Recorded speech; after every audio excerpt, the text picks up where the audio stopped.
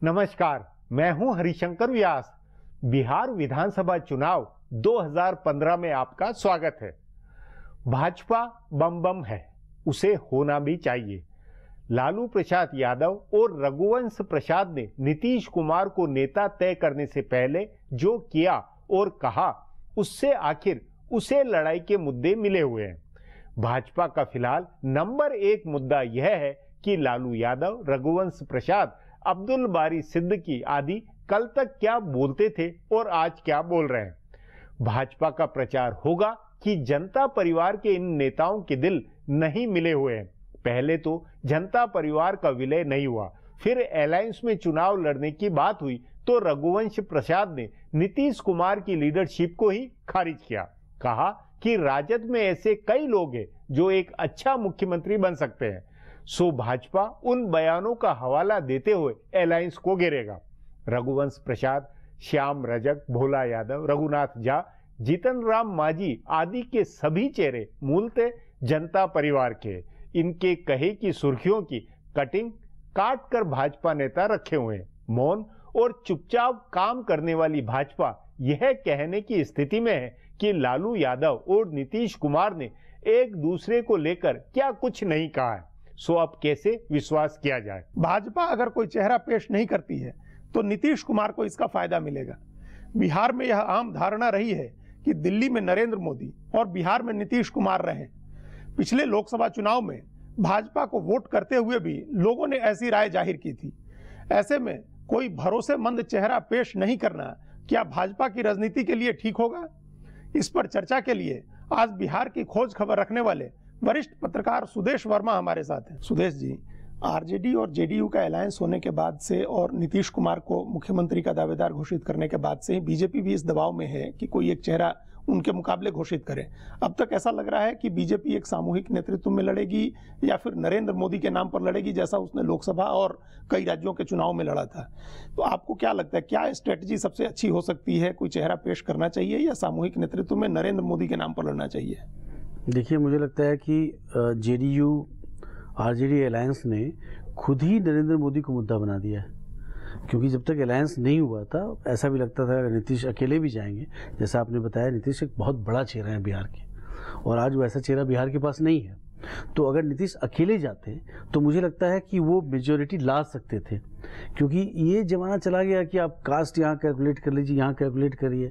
इसका मतलब आप बिहारी को मानते हैं बिल्कुल कास्टिस्ट है। नहीं, आप किस ग्राउंड पर कह रहे हैं कि इस अलायंस ने मोदी को मुद्दा किस ग्राउंड पर? अलायंस होने के बाद देखिए जितने भी डिबेट हुए, इन्होंने क्या बताया? इन्होंने बताया हमारा मुद्दा जो है कम्युनलिज्म है, हमारा मुद्दा है कम्युनल फोर्सेस को रोकना है, मोदी को रोकना है।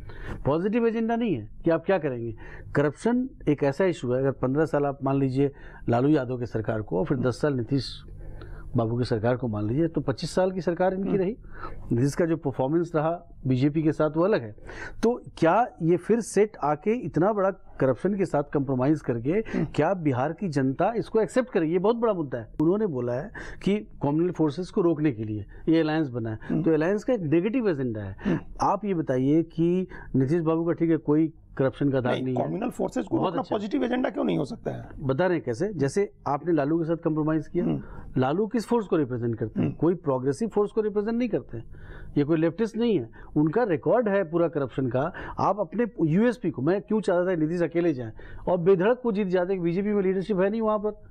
लालू यादव रिजेक्टेड फोर्स सिर्फ इसलिए कि लालू यादव के पास यादव और मुस्लिम है, ये सोच लेना अरे भाई वही यादव पूरे वोटों को काट के इंडिया के लिए वोट दिया कि नहीं दिया? पूरे कंट्री में एक रिसर्जेंस हुआ। नहीं, वो वोट तो उस समय लालू प्रसाद को फिर भी 20% से ज्यादा आए। जब जिस समय आप वोट टूटने की बात कर रहे हैं, वो एक कैलकुलेशन अलग है।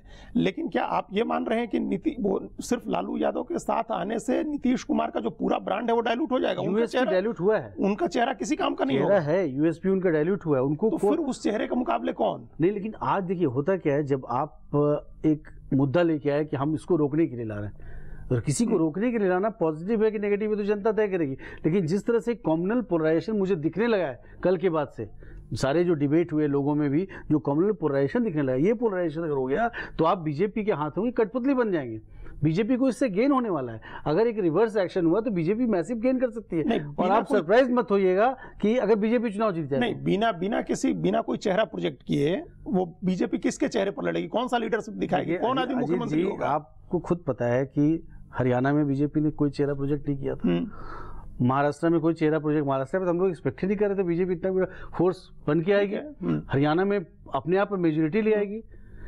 दिल्ली में हुआ, दिल्ली में बिकॉज केजरीवाल फैक्टर था, लोगों ने उनको दिया एंटी करप्शन।